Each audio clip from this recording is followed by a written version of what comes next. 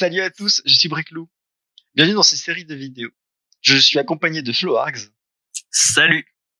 et on va apprendre à faire son launcher Minecraft. Donc cette série est une mise à jour de la série de Litarvan qui proposait de faire des launchers Minecraft avec Java Swing et SUpdate. Donc SUpdate est une librairie qui a été créée en 2015 par lui-même et qui n'est maintenant plus mis à jour. Et en conséquent ne doit plus être utilisée. C'est l'une des raisons de pourquoi on a décidé de faire de nouveaux tutoriaux pour créer son launcher. Car en plus d'avoir une version d'AsUpdate qui n'est plus maintenue à jour, Litarvan utilisait Java Swing. Or, Java Swing est désormais déprécié dans les nouvelles versions de Java, c'est-à-dire 11, 15 et 16. Attention, pour voir suivre ce tutoriel, il sera important de connaître Java et ses outils de développement. Les liens pour des cours sont disponibles dans la description.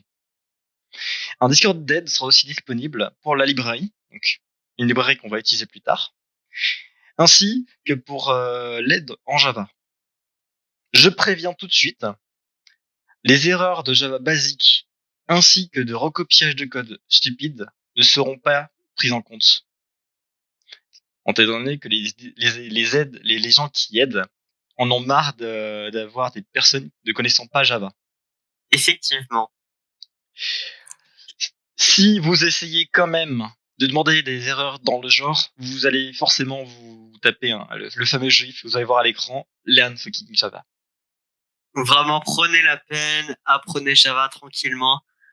C'est important pour vous et pour nous surtout. Pour notre santé mentale. En fait. Pour notre santé mentale. Ouais.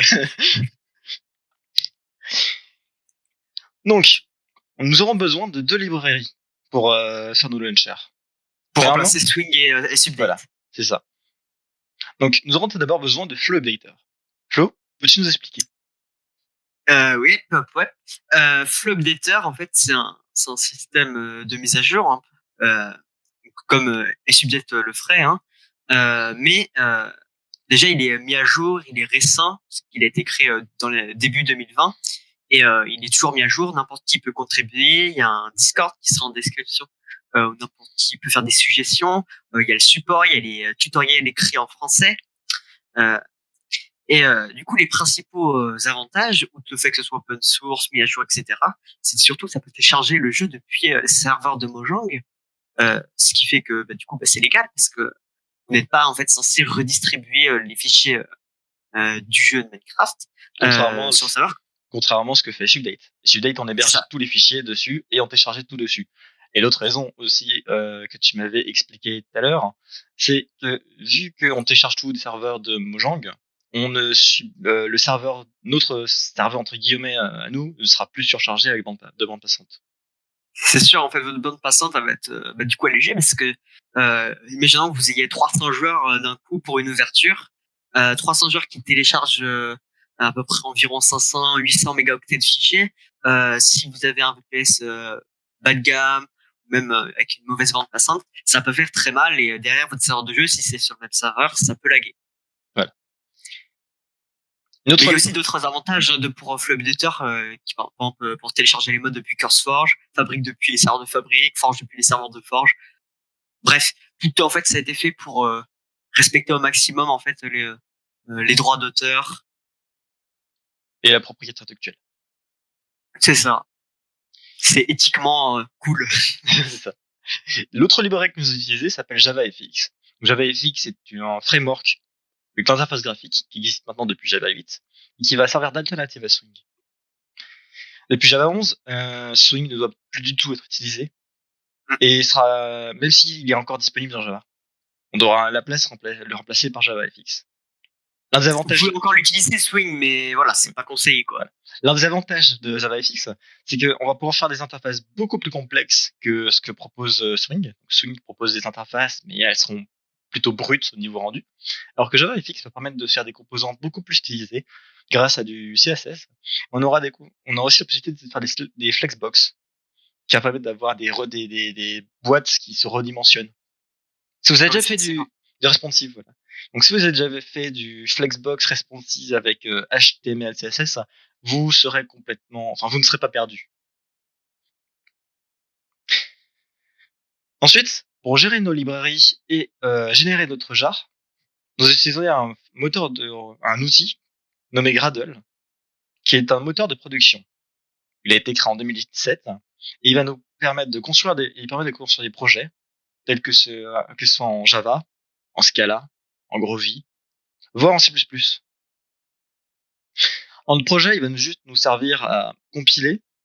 Donc, il va nous générer notre jar au lieu de passer, comme dans la vidéo de Literman passer par des artefacts avec IntelliJ. Et pour Eclipse, on générait les jars à l'arrache. Donc, Gradle va nous permettre de générer des vrais jars, entre guillemets, de production qu'on va pouvoir directement utiliser. Et l'autre avantage de Gradle, c'est qu'on aura nos dépendances qui seront directement gérées par Gradle et on n'aura plus besoin de dossier libre dans lequel on mettra nos jars de librairie. On proscrit ce dossier libre. Tout sera téléchargé depuis ce qui s'appelle des dépôts Maven. Ce sera dynamique pour faire en sorte que ça télécharge les mises à jour, dernières mises à jour des libs automatiquement. Vraiment, c'est super puissant comme outil. On vous le recommande. C'est pour ça qu'on l'utilise dans ce tutoriel. Et, si vous voulez en savoir plus sur Gradle, vous avez la doc de Gradle. Elle est vraiment super complète. C'est mis à jour, hein. Comme Maven, c'est une mise à jour tous les ans, hein. Mais voilà. Donc, ceci était la première partie d'explication de ce tutoriel. Nous allons passer à la seconde partie où nous allons générer notre projet soit IDEA, soit Eclipse. Je vais mettre en place un dépôt Git. Donc, il y aura sûrement un dépôt GitHub qui sera disponible pour le code. Et nous allons configurer notre Gradle. Donc, nous voilà dans la seconde partie pour mettre en place le projet IDEA.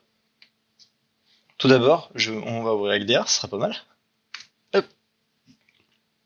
Donc, j'utilise la version Community que vous pouvez directement vous trouver sur le site de JetBrains. Elle est complètement gratuite. Et si vous avez la chance d'avoir une licence GitHub étudiant, ou même être étudiant, vous pourrez avoir la chance d'obtenir la version Ultimate, qui est une version un peu plus professionnelle. Donc, me voilà mon IDEA. Ce qu'on va faire, c'est qu'on va faire New Project. Si IDEA veut répondre, ce sera pas mal. Voilà.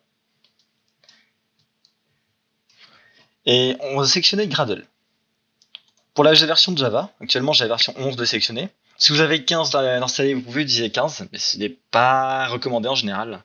Mais ce qui est recommandé vraiment, c'est d'utiliser une version maximum 11. On va sélectionner Java. Et on va faire suivant. Donc là, vous nommez votre launcher. Pour le nom du launcher, ne mettez pas d'espace, ne mettez pas d'accents spéciaux, ne mettez pas de caractères spéciaux, pas d'accent, ni quoi que ce soit. Il faut que ce soit en minuscule, avec soit des tirets, soit des underscores. Sinon, ça va poser quelques soucis. Donc là, nous, on va l'appeler launcher tuto. Et on va le poser dans... Moi, je vais choisir un dossier. Si vous ne voyez pas, c'est dans mon second écran. Je vais mettre là-dedans.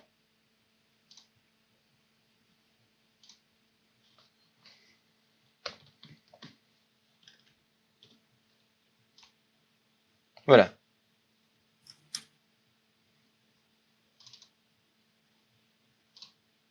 Il va se trouver là-dedans. Juste à rajouter. Ici. Donc, nom du groupe. Alors, le nom du groupe, ça va vraiment dépendre. Si vous avez un site, donc il faudra, par exemple, Flo, t'as un site, toi, non, si je me trompe pas. Oui, j'ai floor.fr, c'est mon nom de domaine. Floorg.fr, ça va finir en fr.floorg. Moi-même, j'ai un nom de domaine qui est qui est obriclou.vh, donc ce sera ovh.briclou. Ici, par exemple, je vais utiliser mon GitHub. On va faire gom.github.briclou et on va laisser tel quel. L'artifact ID, c'est le nom c'est l'identifiant entre guillemets de votre launcher. Et la version, on va mettre 1.0.0. Donc ce sera la version de votre launcher. Tant qu'on sera en développement, il restera 1.0. On fait finish. Et là, le projet est en train de se générer. Donc comme d'habitude, ça affiche en haut. Donc on va descendre. Et là, vous voyez, le projet se génère. Donc Gradle en train de tout charger.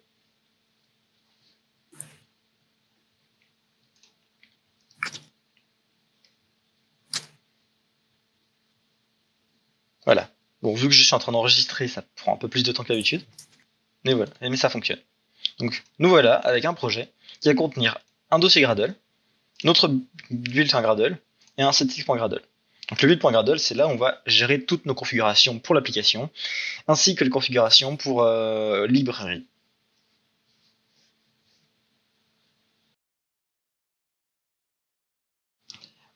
Ici, nous allons voir comment mettre en place le projet avec Eclipse. Comme pour IDEA, déjà on ouvre Eclipse. Donc je l'ai au-dessus. Donc là, il est en train de charger chez moi.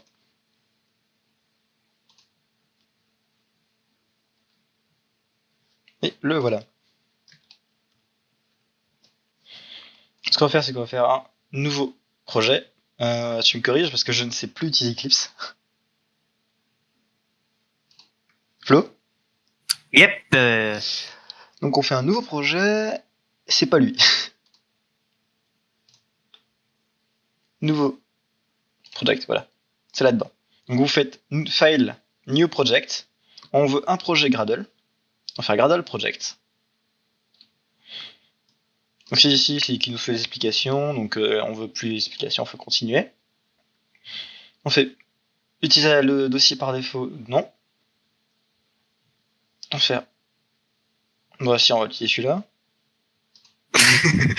Non, je suis en train de regarder un peu. On va utiliser celui-là. On va faire. Alors, j'ai oublié un truc.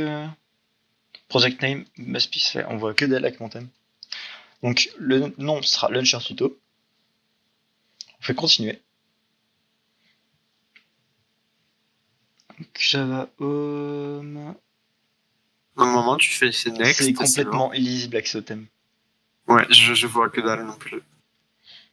Mais tu peux faire next et c'est bon, normalement, tout est bien géré. Pour le moment, c'est next. Parce que c'est la version par défaut. Là, il nous génère le projet. C'est un peu long car Eclipse et Gradle. Avec IntelliJ, c'était beaucoup plus rapide, comme vous avez pu voir avant. Là, c'est un peu. Non, en fait, c'est la même vitesse. Donc, on peut faire continuer. On fait finish. Et notre projet sera généré. Pour la suite du tuto, on va utiliser on passera par IntelliJ. Là, ici, c'est juste pour présenter comment fonctionnait la génération de projet avec Eclipse. Franchement, on vous recommande IntelliJ Community. Si vous avez des PC qui peuvent le supporter, on vous le recommande. Ce sera beaucoup plus simple de travailler pour vous. Non pas parce qu'on utilise la même chose, mais simplement parce que l'outil est meilleur.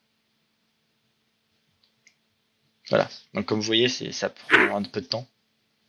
On va couper au montage. Voilà, c'est fini. Je pensais pas que ça prendrait aussi vite. Donc comme avant, on retrouve un dossier Gradle, on retrouve notre Gradle, on retrouve le settings.gradle, et je ne vois pas le build.gradle, c'est marrant. Refresh. Ouais, sûrement. Ah, il était dans libs. Parce que ce con, il t'a généré un sous-projet. Waouh. C'est magnifique. Ça fonctionne. Point. Ça fonctionne. Donc il faudra créer votre projet là-dedans avec le libs. Donc le build.gradle que vous devrez modifier, il se trouve ici. Et c'est tout. Voilà. Et on va passer à la suite, la configuration du fichier Gradle.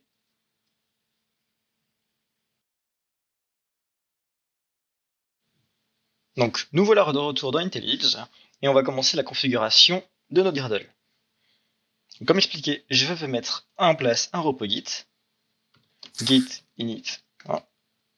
Voilà. Donc on se trouve dans le repo de Git. Je vais faire un premier commit, juste pour avoir les bases. Setup Gradle project. Alors mes commits sont toujours en anglais. Ne vous étonnez pas. Voilà. Si j'ajoute pas, ça sera pas mal. C'est un peu con. Oublie pas le git ignore pour le point IDEA. Oui. C'est dégueulasse sinon. Oui. Maintenant que tu me le dis, oui. Alors, monsieur Git. Calme. Normalement, il t'en génère normalement. Ah non, quel connard. Non, il me l'a pas généré. Et .idia.gradle build. .gradle. Il y a build. Si. Ouais. et on est bon. Et c'était pas mal. Donc on va restore IDEA. Pas besoin. Git status. On va faire plus simple, il y a ça. On va passer par ça. Ouais. Donc c'est un outil qui est fourni par... C'est vrai qu'IntelliJ c'est pratique. Oui. Ça Donc fait un peu de tuto Eco Plus. c'est ça. Donc on dit qu'on ajoute tout cela. Hop. On va rajouter lui. Et on va rajouter rien d'autre. On est bon. Donc commit, setup, Gradle project. Donc c'est vraiment pour nous, pour qu'on vous fournisse le code. Voilà. Et on va passer à la suite. La mise en place du build Gradle.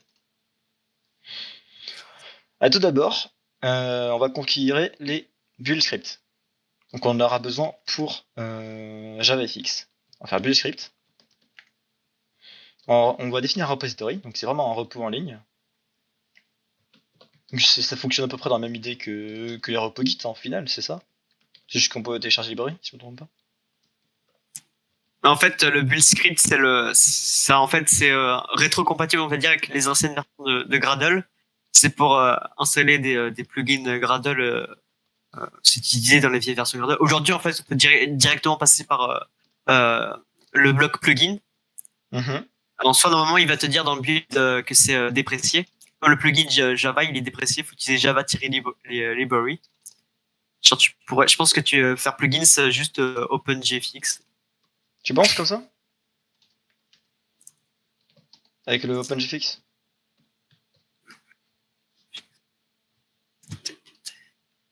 Donc tu dis comme ça. Ok, d'accord. Ça apprendra. Oui. Donc c'est cette version-là. Très bien. Donc, tu peux faire plugins ID org.jvx plugin. Et là, il est là. Les versions.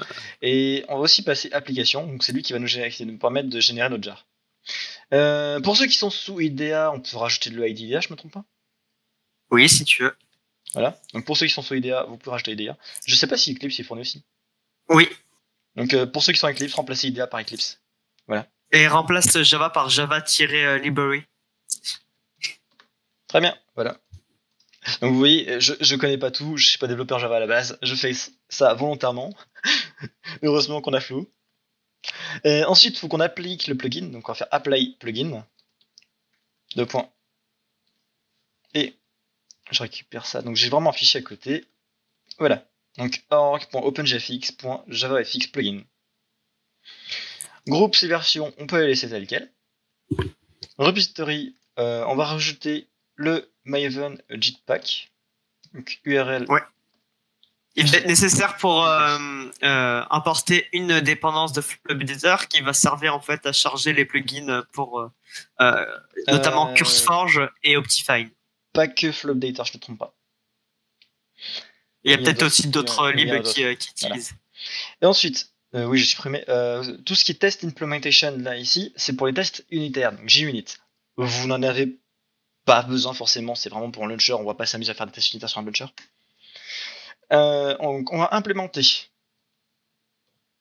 Ça c'est vraiment les impléments.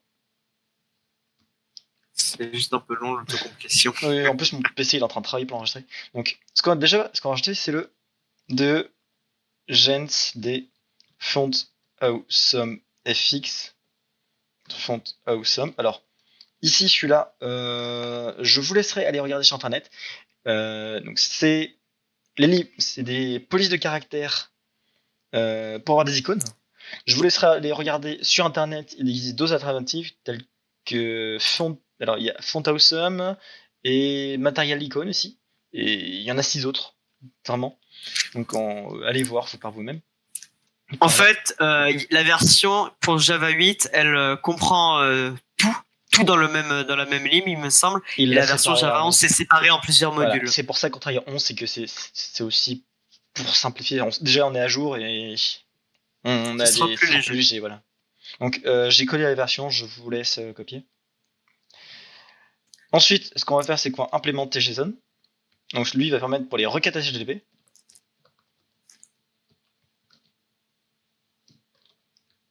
Mais je crois pas qu'on ait besoin. Mais non, si tu l'importes avec Flow Updater, il n'y a pas besoin parce que c'est une. ça serait... Oui. Bah, j'ai rien dit, il est déjà importé. On va faire plus simple, on va copier celle-là.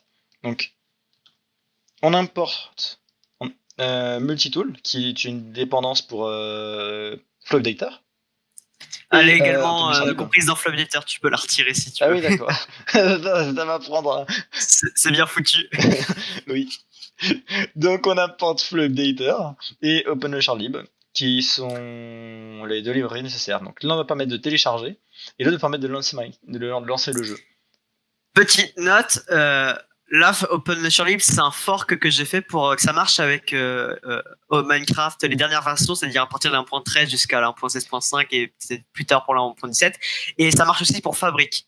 Donc vraiment, si jamais vous lancez avec une autre version, enfin, genre ces versions que je viens de citer, utilisez en fait cette OpenLib. Sinon, si vous vous lancez avec de la vieille 1.7.10, à peu près toutes les OpenLib fonctionneront.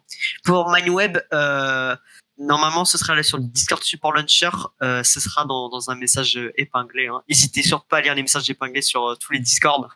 Oui. Souvent, il y a plein de trucs déjà mis. Et deuxième astuce, dans la version, si vous mettez un plus, par exemple pour Flutter 1.3. Ça va, quand vous allez refresh votre projet, ça va automatiquement mettre à jour la dépendance si jamais il y a besoin. Ou alors mettre carrément 2 points plus et ça met totalement à Alors, jour on peut faire ça. Voilà. Voilà. Ensuite, lui, on peut le supprimer parce qu'on n'a plus de test. Oui. On va déclarer JavaFX. Alors, en fonction des installations, il se peut que ça diffère. Normalement, ça devrait pas avec ce qu'on a fait là-haut.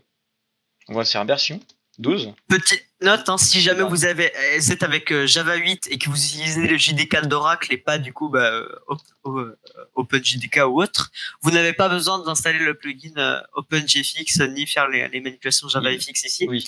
parce qu'en fait c'est déjà en fait dans le JDK, ce qui n'est plus le cas en fait dans les versions supérieures. C'est recommandé de l'avoir quand même. On a 11 là, ça passe. Et on aura juste besoin de JavaFX Controls. Voilà. Si jamais on aura besoin, on pourra rajouter. Ensuite, on configure l'application. Donc on dit qu'on veut la. Alors c'est pas la main class que j'ai besoin. C'est main class name, non. Il semble. Et avec le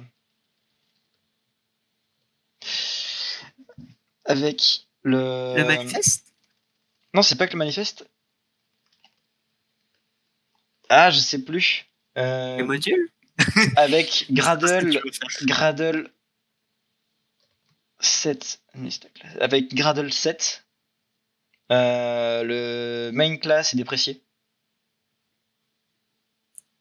Oui, c'est vrai. Ça, il me semble que le plugin application est déprécié depuis. Il me semble. Non. Je ne sais plus. J'ai un doute. De toute façon, tu vas bien savoir si c'est déprécié quand tu vas reload Gradle. Ah, c'est simple, regarde. Gradle. C'est pas lui. Setting Gradle. Non plus. Oui. De quoi? Oui. On va passer en version 7.0. C'est pas grave. On fera les corrections sur le GitHub. Donc vous Même irez dans le tuto prochain. ou le tuto prochain, ça dépendra. Donc GitHub, donc vous mettrez votre truc, donc la même chose que là-haut. Fabriclo. .launcher tuto. .main. Avec un tiré dans un package.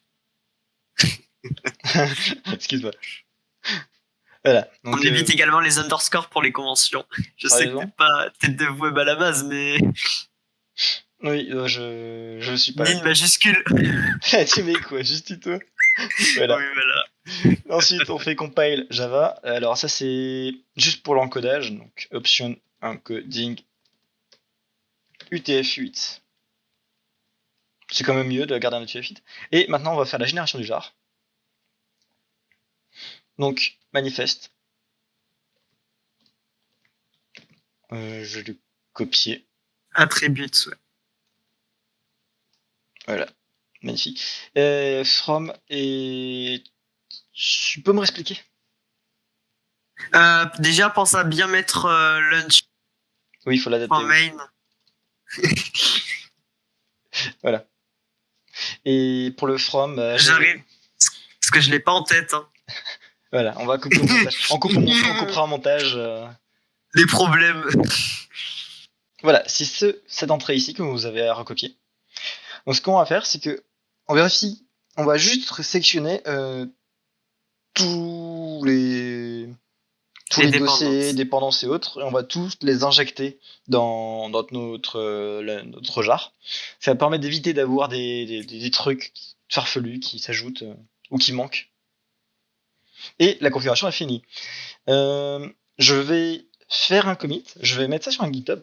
Je vous recommande fortement d'aller vérifier la branche de la vidéo. Donc j'appellerai cette branche vidéo 1 et dessus je mettrai toutes les mises à jour en rapport avec le projet. Donc si on a fait des mises à jour de code par rapport à la vidéo, vous irez sur le GitHub et vous verrez les corrections et autres. Si toutefois si vous connaissez en Java et que vous voyez des erreurs, n'hésitez pas du tout à faire des pull requests, à proposer des corrections. On les acceptera totalement. Refresh le projet Gradle au cas où on a fait une erreur, ça peut arriver. C'est une bonne manière de... Voilà, et il acceptera, mais il va planter quand même parce qu'on n'a pas le main. En parlant de ça, le dossier de test, vous pouvez le supprimer, le dossier de test, il ne sert pas. Ah, ça c'est juste le module, faut supprimer 2 fois sur IDEA. Voilà. Donc là, on attend que ça build, donc on va aller voir ici. Il va tout télécharger, donc ça dépend en fait de votre PC, de votre...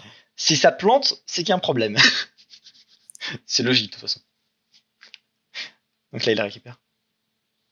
Donc voilà, il y a des trucs dépréciés. Oui, mais je te dis, Java 7. Donc, enfin, Gradle 7. Donc, on le gérera pas en vidéo. On vous demandera juste d'aller vérifier le GitHub. Donc, on fera ça une correction sur le GitHub.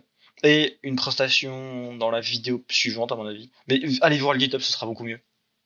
Parce qu'on peut oublier. Et sur ce, c'est la fin des vidéos.